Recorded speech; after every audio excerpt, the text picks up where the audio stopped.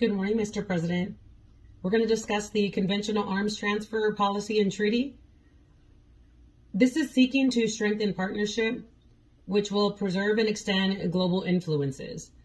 It's also going to enhance the ability of defense industrial bases, creating jobs, increasing the U.S. effectiveness to our global markets.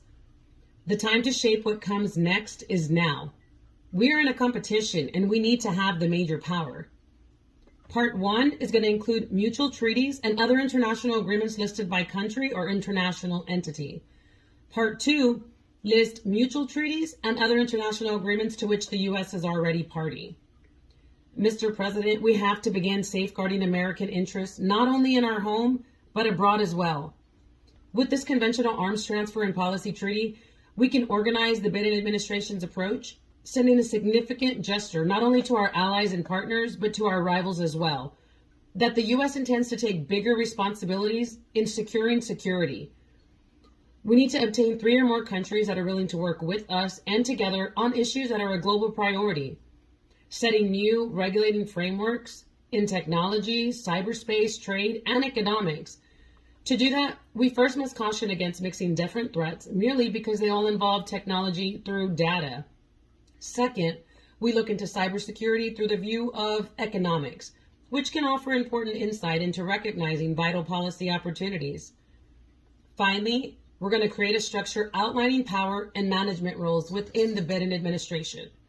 Now, Mr. President, by doing this, the U.S. is calling out countries like Russia and showing how their awful behavior will prove separation. This is going to influence international order, declaring that the U.S. is going to be prosperous as we secure the rest of the world and start stepping down the same path. This will show long-term political and economic health for the U.S.